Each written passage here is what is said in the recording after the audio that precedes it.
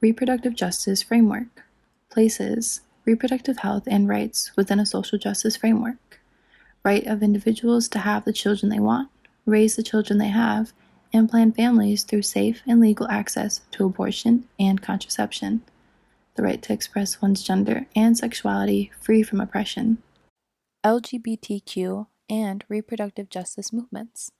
They're working toward creating a society that fully recognizes and respects the reproductive and sexual rights of all, recognize, respect, and support diverse family forms, fight against oppression and violence related to reproductive options, gender expression, and sexual orientation. Access to healthcare. Bad experiences with inadequately trained professionals are a big reason as to why LGBTQ folks do not seek medical care. Many LGBTQ individuals receive no health information and in some cases misinformation about maintaining their sexual and reproductive health. LGBTQ individuals often experience discrimination or prejudice from healthcare staff when seeking care. 1 in 5 LGBTQ adults have avoided medical care due to the fear of discrimination, and LGBTQ youth are 2 to 3 times more likely to attempt suicide. Queer women and sex with men. Unplanned pregnancies and STIs do not just affect heterosexual cisgender women. Queer women may have sex with both men and women, which in turn may lead to unintended pregnancies. Queer women also have a higher rate of rape from men than heterosexual cisgender women. Many of these sexual assaults are motivated by homophobia and/or transphobia. Trans women experience a high prevalence of HIV and STDs, victimization, and suicide. Overall, queer and trans women are more vulnerable to STIs compared to their heterosexual cisgender counterparts. Reproductive justice seeks to ensure that all people have access to contraception, safe and legal abortion, prenatal care, and a full range of birthing options should a person choose to give birth. Reproductive justice emphasizes equal access to fertility treatment. Infertility treatment centers often discriminate against LGBTQ couples and individuals. Insurance companies also regularly deny lesbians access to fertility services, even when their plan covers services for heterosexual couples. LGBTQ people often face discrimination by adoption agencies. Second parent adoption allows a second parent to adopt a child without the first parent losing any rights. LGBTQ people are often met with discrimination when trying to solidify their family ties to their children in this way. That is why the right to raise children and build families is crucial to reproductive justice, as is having access to adoption. Almost 40% of all agencies and 83% of public agencies reported making at least one adoption placement with a lesbian or gay man.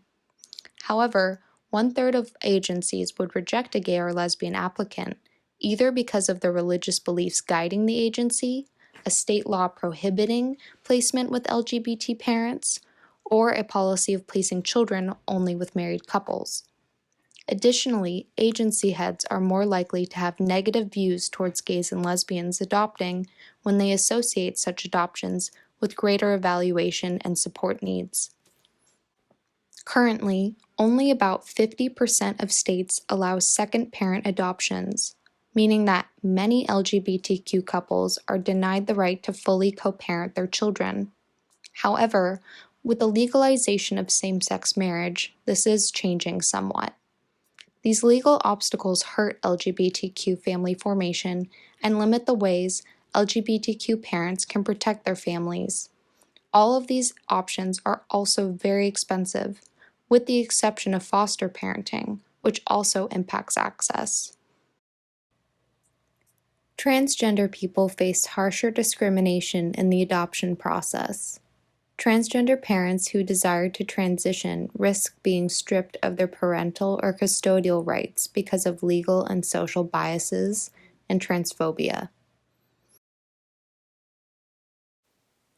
I am going to share a fact with you that might surprise you. My name is Samantha, and my biological parents have never met. In fact, they didn't even know each other's identity until a year ago. You may be wondering how that's possible. Well, it all started when my mom met my other mom, and they decided they wanted to have a child together. So they saved up $11,000 and went through a process called artificial insemination. The most common method, and the method that my mother's used, is called intrauterine insemination, or IUI, when a doctor places the sperm in the uterus. Artificial insemination can be used to treat fertility problems or in the case that an individual has a history of endometriosis. In my family's case, it was used because my mom had endometriosis and because my parents are lesbians and were unable to conceive a child naturally. Another possible procedure for parents trying to conceive a child through unconventional means is in vitro fertilization. In vitro fertilization, or IVF, is a more complex and invasive set of procedures in which mature eggs are collected from ovaries and fertilized by sperm in a lab. Then the fertilized embryo or embryos are transferred to a uterus. IVF can be used to prevent genetic problems or treat fertility issues. It is more effective than artificial insemination.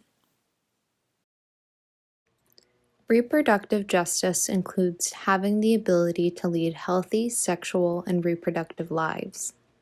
Most states require transgender folks to undergo permanent physical alterations before the state will legally recognize their gender identity.